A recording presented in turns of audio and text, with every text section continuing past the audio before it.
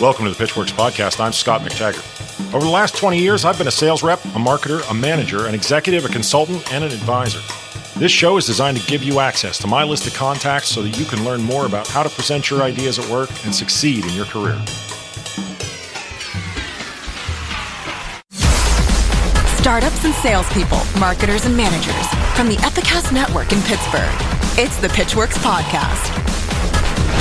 The entire history of this product is riddled with, we didn't really know what we were getting into. We knew that we made something cool. We didn't really understand how people were going to be using it. Hello. It is Wednesday morning. I'm Scott. This is the Pitchwerks podcast, and you are in the right place to learn about presenting your ideas at work so that you can get a jump on wherever it is you're trying to go. This week we got Aaron Brown. He's the CTO of Sierra Media Services, and there's a really cool entrepreneurial type story here, but obviously I'm going to give you a little bit of abuse because I think we're only up to like 24 different iTunes ratings and reviews, and I don't mean to be the bearer of bad news, but that is insufficient compared to how many of you come in and listen to this fine program week in and week out. So if you could do me the favor, punch in a star rating, let us know what you think. 5 stars, hey, Scott McTaggart is an okay kind of a cat. 1 star, I wish that guy was not permitted to sit in front of a microphone. Either way, it's good. The feedback is what we're after, and it helps people to find the show. So the other thing is, we're always available for you for whatever it is that you need. Hit us up on social media. That's your Twitter, your Instagram, your Facebook, your LinkedIn. Pitchwerks, Pitchwerks. And that includes, obviously, pitchwerks.com, the website where it all comes together. Just throw the E in works. Come on over to our house. We'd love to have you. So here comes Aaron Brown. Great conversation about an established technology business that sees an opportunity to go a little bit entrepreneurial. And they've got this partner. They want to move in this direction. It's completely foreign to them, but they find this disruptive idea that works for them. And I really like this story. I think you will too. Without any further ado, here comes Aaron. All right, and we're ready to kick it off here with Aaron Brown, CTO of Sierra Media Services, jack of all various technical trades. Aaron, how you doing today? I'm doing fantastic. How about you, Scott? Man, I don't believe you for 1 second. You're sitting there across from me with that look on your face like, man, you know what? Normally at 5 o'clock, I'm looking at moving towards home or whatever. You got one of those jobs that's a little high impact. Everybody kind of always wants you to answer for whatever the button was supposed to do and didn't do, or whatever they thought the training was but wasn't. Does that sound like your day? Yeah, that's about spot on. I talk to a lot of people who do these sort of like these technical leadership kind of roles, and it seems like a lot of times it's easier just to ask a person than it is to actually read the manual. And eventually that question makes its way high enough that it lands on the CTO's desk, and that's your desk. Yeah, absolutely. So tell me about Sierra. Let's get started. I want to make sure that the folks that are listening understand what your company is, what your company does. Sierra Experts is an IT managed services provider. So we do network management and monitoring, server management and monitoring. So basically the client doesn't have to do this. They hire you and you make it make sense with people that are trained in that space. Well, sure, yeah. And in a lot of cases, a client will outsource all of their IT needs to us. In other cases, they have an existing IT team that they want to augment with. But like, for example, if I've got 2 offices and I don't know necessarily how to keep the connection between them secure, I don't know that I necessarily want to try to interview somebody because I don't know what I'm looking for. So I would hire you guys. Exactly. Okay. Yes.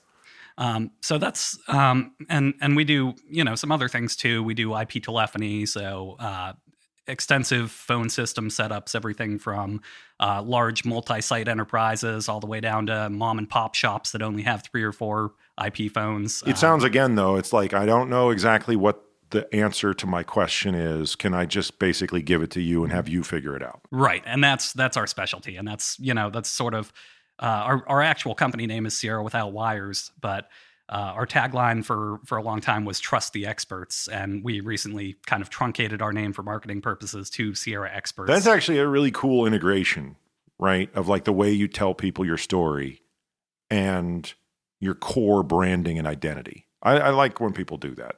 So you start off as Sierra Without Wires and then said, we've been telling everybody to trust the experts. why don't we just put experts in the name? Well, sure. And the original name was plenty confusing as well. So that certainly didn't help the situation. Well, you learn as you go. Yeah, exactly. And we've been around since 2006. So it's certainly been a learning process figuring out where our place is in the world of outsourced IT. Have you been there the whole time? I have been with Sierra since 2008. Okay. So almost since inception. So what kind of work were you doing before? Before that, I was actually working for a robotics company doing. That's cool. Yeah, it's real cool stuff. Well, and it's funny, the job that I had right out of school working for this robotics company, initially I was doing some help desk work and some kind of support stuff, really entry-level sort of IT stuff for that organization. But I always had a focus on software development and programming. And so whenever I was working on this help desk, I would build these tools to sort of further our capabilities to support the product. Nice. They approached me and at one point and asked me if I wanted to join their software development team. So, since that was really my passion and my interest, I said, yes, absolutely. I love hiring like this. I love, like everybody kind of thinks I'm joking when I say like, find the person who's doing it for free, right? When you find somebody who says, either I love it so much that I do it at my house, or I don't mind it, and that, it's so much of a don't mind it that I'm just doing it here because it makes my job easier. This is a solid hire. Look for the passion. Yeah. Is it still there? Oh yeah, absolutely. Okay. And the thing is, like, it's done nothing but progress further. When I started working for Sierra Without Wires, I was actually hired as a web developer, and it was another sort of entry level position, but on the programming side, on the software development side. And this is 2008. Yes. So you were, that's the economy's a little bit in trouble in 2008, and just having the job had to feel really good because a lot of people didn't around that time. Oh yeah, absolutely. And this was just after, being laid off from a position. I found, a very similar position to what I was doing before. And that was great in and of itself. But the interview process was really interesting. At the time, there was really only a small handful of employees. And I interviewed directly with the CEO. That's Bruce Freshwater, my current boss. Okay. Hi, Bruce. We got to say hi to him if we're going to use his name. Of course. How's it going, Bruce? And now we're going to make sure he listens too, right? I'm going to put that on Absolutely. you. You have to send the email. Oh, he'll be getting it, and I'm sure he'll be listening. I like it. But whenever I interviewed with Bruce, I kind of went through sort of my history and my interests and everything that I've been doing for the period of time that I've been doing it. Everything from. How old were you? How old was I when you had this interview? You're sitting there, you're talking to the CEO of this prospective employer. The whole world is cracked open, right? Mm. The economy is in the toilet. And you're how old? 22. Yeah, because you're not that old. So you already been laid off at 22? Yeah. Oh my. Yeah, it's a tough spot to be in, but student loans? Yeah. Yeah. Crushing student loans by the size of your eyes a second ago when I said that. Yeah. Yeah. Yeah, you're not kidding. That's a hard interview then. Oh yeah. Yeah. And it was a really meaningful interview. I was in a tough position in my personal life as well. My daughter was just born. That's a tough position to be in. I'm being laid off from my job, and at the same time I'm having a kid. Right. And you're sitting here going like, I'm watching everybody get laid off. Like everyone's having financial trouble right now. People are having their homes foreclosed on. But you had these technical skills and you actually were able to find, Bruce and Sierra and you got yourself this web development job. So take me on the path now. Like, how do you go from web developer to the CTO of one of the companies in the portfolio? Well, whenever I had initially started, we only had a couple of development members on staff. We only had a couple of programmers. So it was me and another senior level programmer that I learned some things from. And ultimately, 2 years later, got promoted to lead the software development team, at which point we started expanding that team quite a bit. We hired a couple more people. Eventually, a few years down the road, we incorporated creative services. So now part of my team is part of the team that I manage is also creative designers, web designers. So we do, everything from websites to client server applications and sort of everything in between. Yeah. So it's been an interesting ride to get from that initial space where we were 2 programmers to the point now where we've got a team of 6 developers and 2 designers. Absolutely. But I mean, it's, and I said this to you even before we started recording, like a big thing that we talk about around here is the fact that success, okay, there's a little bit of timing and a little bit of luck, but a lot of it has to do with just basically setting out a list of tasks. And some people they can't do those tasks either because they just don't have the motivation to do it, or they don't have the organization to actually write down what the tasks are and then make their way through the list.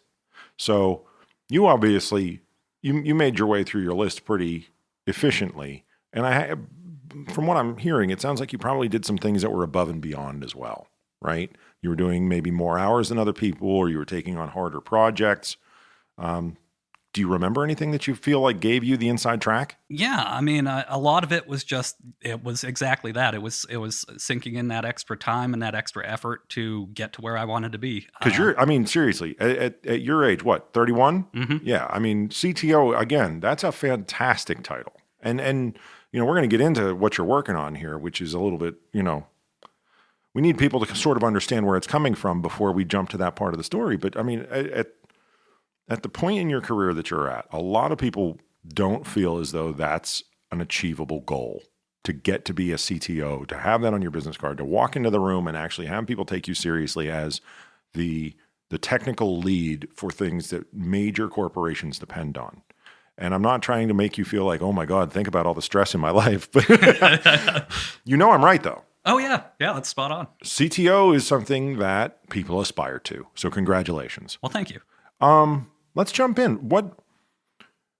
Right now, what do you consider to be the offering or the most important thing you guys are working on? So we've been focused on, and we've rolled out this sort of child company of Sierra Experts called Sierra Media Services. Right. Sierra Media Services, how it came about was we were doing some IT managed services work for a company that was an audio video integrator. So these are people who are putting together like theater and presentation equipment into like one consistent system for maybe somebody to direct a show or whatever in live? Exactly. Not like TV production. Well, no, they were mostly working in education and the house of worship market. Okay. So working with churches, working with schools, they would spec out equipment that would be required to meet a certain goal or set of goals for that organization, and they would do all the installation and all of that kind of thing. And we were sort of their IT arm, handling their things like their website, handling their email. Okay, yeah. So they didn't have somebody, just going back to the beginning, right? They didn't have somebody who necessarily knew how to keep the server secure, so they hired you guys. So here you are with like the catbird seat. You can see everything that they're doing. And what, inspiration strikes? Well, and they actually brought the idea up first. They were doing a project where they were implementing a media asset management system, which that's got to have a better name, right? Right. It sounds like it's a mouthful. A media asset management system. So it's a MAMS. Right. This needs a better name, Aaron. The terminology since we started this has only gotten worse. Now there's we refer to our product as a digital asset manager, or DAM. Damn. No, we need to do better. Can we call it a library? That's what I'm saying. I want absolutely. Bruce, I need your help on this. I don't want to call it a MAMS. And we're certainly not going to offend the house of worship market by calling it a dam. All right. So from what you're saying, then, they're taking all these assets that they've got, say it's audio, it's video, it's these different types of things, and they're basically cataloging it and making it easier to get to if it's a library or what you're calling an asset management system, right? So do you have a lot of people trying to get to the same resources, like they want to watch the same training video or something like that? Yeah, that's there. I mean, there's a lot of different potential applications for this, but anyone who has a large volume of digital assets or media content, whatever you want to call it, video, audio, those sorts of things, anyone who has that type of content in any large volume needs some place to store it centrally. They need some way of organizing it so they can find it quickly. They need ways to convert it between different formats so they can use it with different devices and different platforms. So you've got this content that you're bringing in from these different acquisition sources, and that might be a camcorder, it might be an iPhone, it might be a professional grade camera hooked up to a video switcher. Yeah.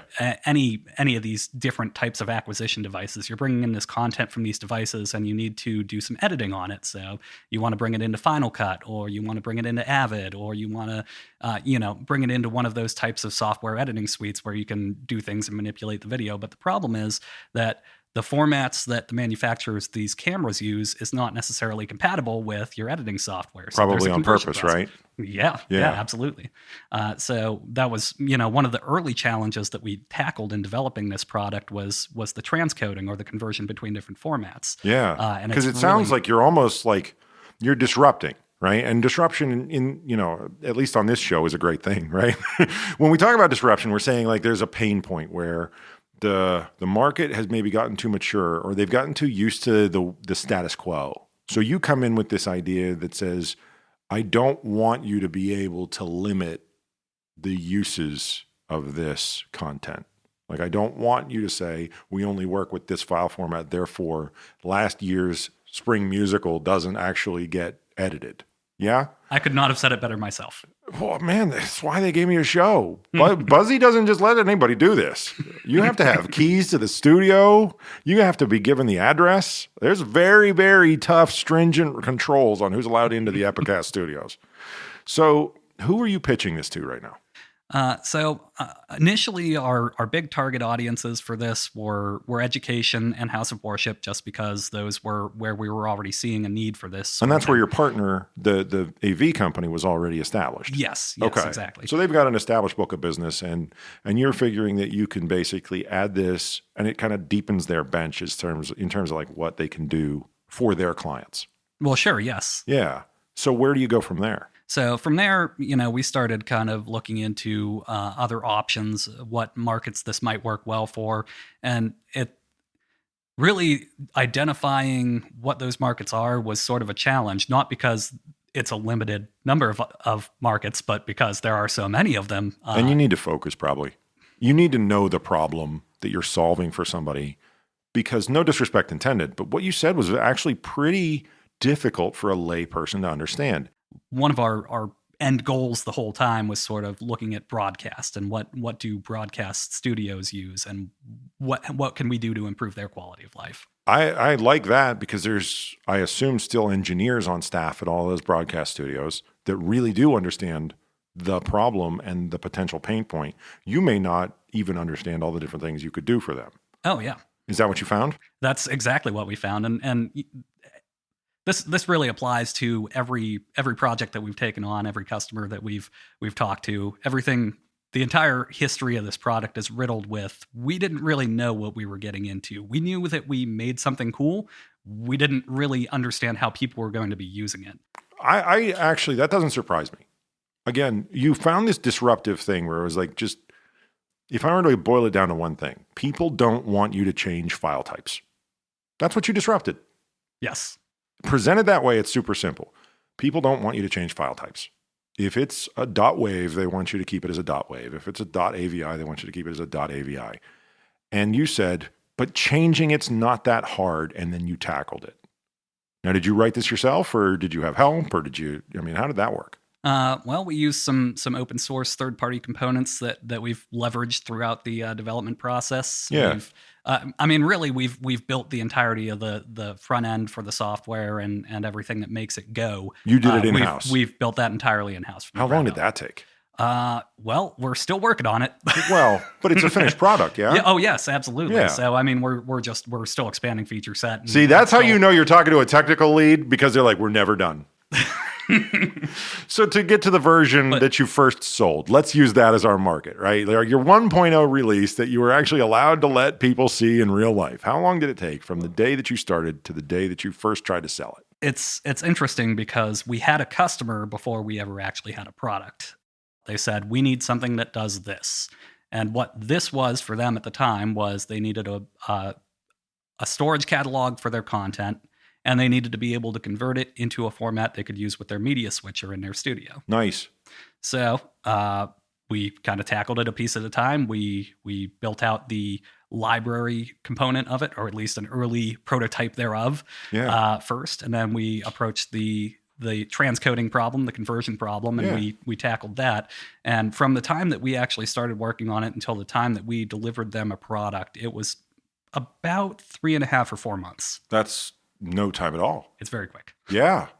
Now, and I'm not joking. Seriously, some of the smartest, most successful people I know in entrepreneurship will tell you that you want a customer first and then you want a product. And a lot of people don't do it that way. Some people say, I've got this vision, and other people will get in line once I build it. And if you've got the money and the time and the motivation to do that, I'm not going to tell you you're wrong if you go the other route. But you now got to see it up close, how much better it is to have the customer and then build the product. And from what I can gather from your story, about 4 months worth of development time, I think you've got your mind made up about what camp you're in. Yes. Yeah, it made perfect sense. Yeah, it makes it, and it does, because you get clear direction. There's a lot less discussion about what will customers like, because you have a customer and they're telling you what they would like. So did you do like regular meetings with them, I'm assuming, like weekly, monthly type meetings, so they could see how you were developing and how it was progressing? Not really. I mean, we didn't really approach it as a development project so much as you're going to tell us what you need, and we're going to deliver a product that does exactly that. So you kind of had just like an initial spec document. We had a kickoff meeting. We built the product. We had a delivery meeting. We did training. They signed off, and that was the end of the story. That's awesome. And 4 months, not a joke. I mean, so I was just talking to a gent probably 2 days ago who's got 2.5 years invested, and he's just about to get his first customer. And he put a ton of sweat and effort in, and I actually think his idea is a good one. But a lot of questions for his team and a lot of soul searching, and he's got his own money in it, right? So his wife is telling him like, well, are you sure that all this money we're putting into this will pay off? Who are you talking to? Has a customer or a potential customer told you that they think you're in the right spot? Or, has somebody said to you, I will buy this when it's done? And he's like, no, nobody said anything like that yet. So yeah, I'm a big fan of the way you did this. Now, so obviously you have to know what it is that people are looking for. You have to know who your potential clients are. Let's say that I'm one of these broadcast type clients that you've identified as, being potentially a good fit. How would you pitch me to make it so that I am interested in the library product, so that maybe we can have a follow-up conversation?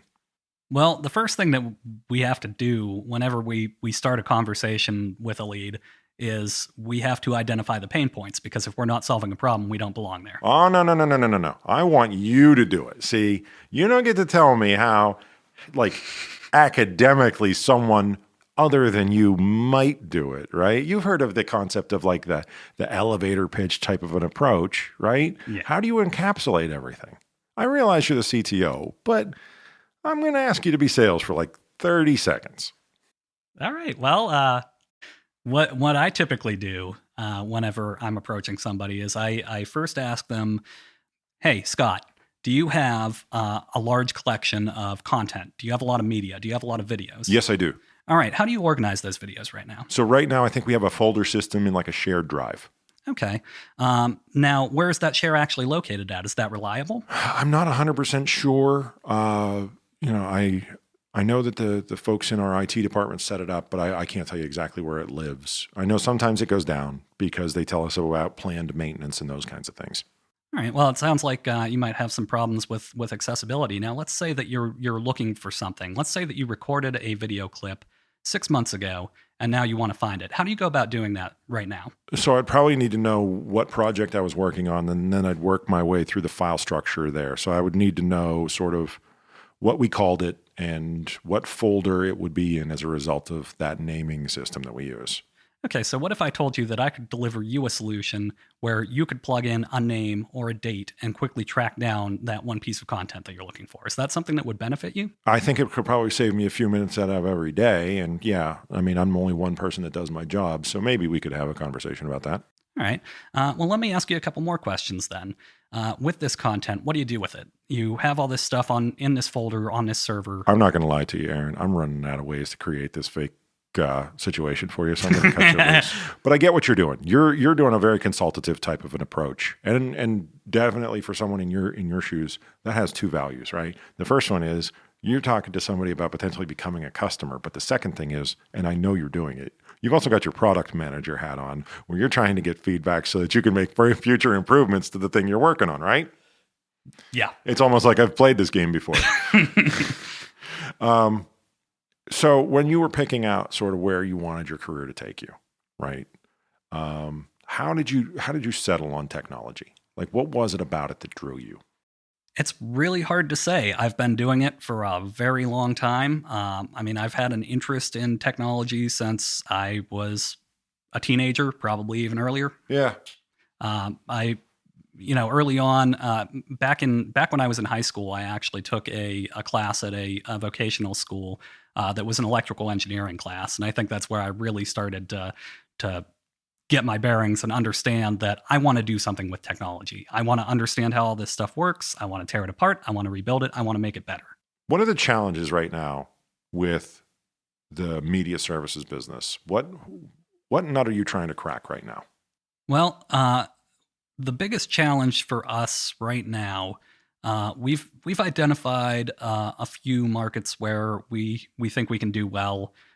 We haven't really had the traction that we're looking for in anything other than education and house of worship. Okay.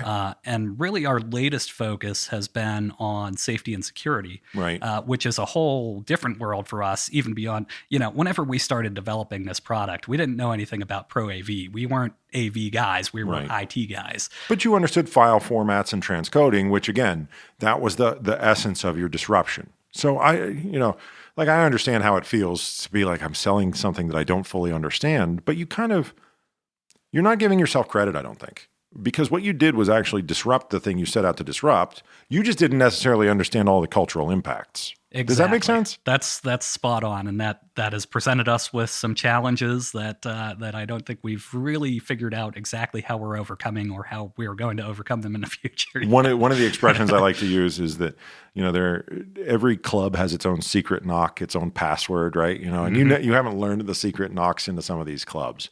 Have you ever considered maybe teaming up with those people that are in those other markets that you don't feel like you understand, like you did? Because your story started with, we had this client who was very good at Pro AV, and we used their expertise to sort of leverage, leverage isn't the right word.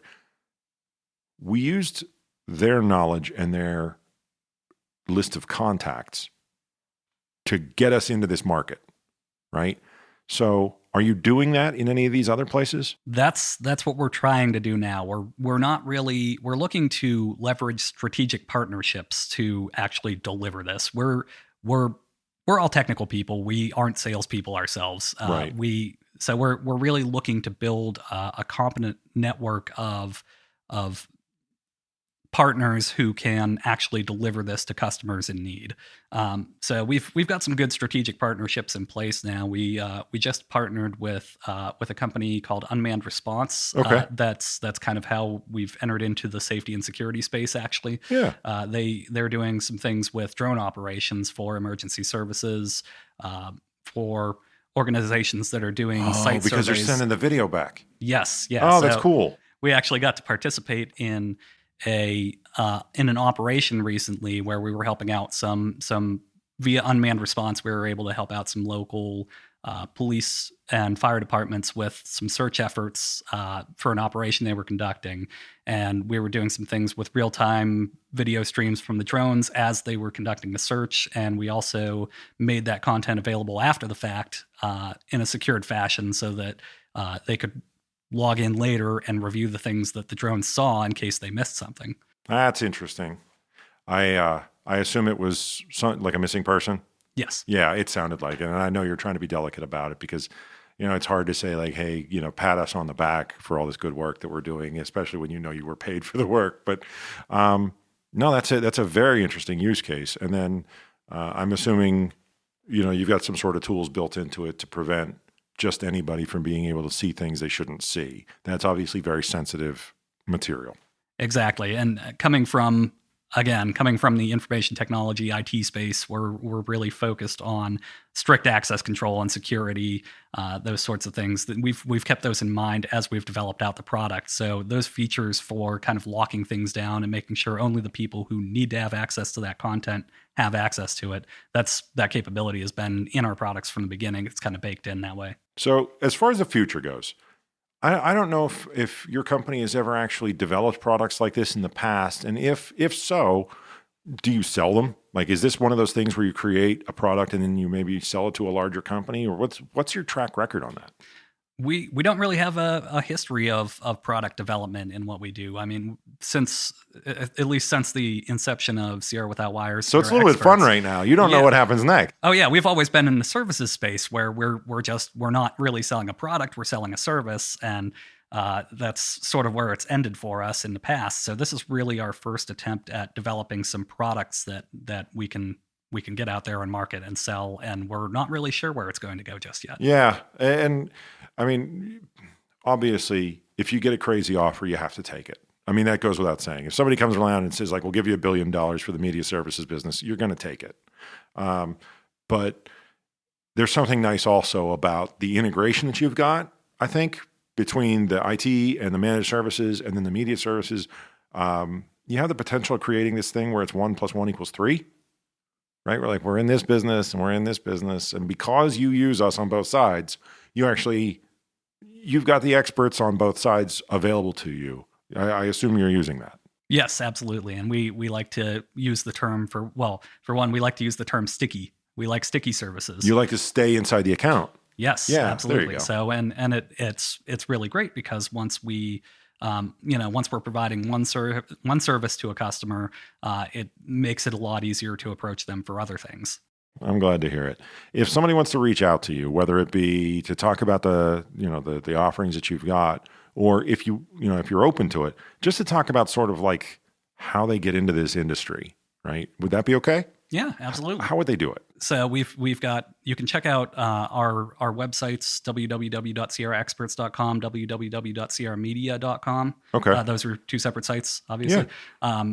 One being the IT services and the other being the media services. Okay. Those sites have all of our contact information, all of our product portfolio information.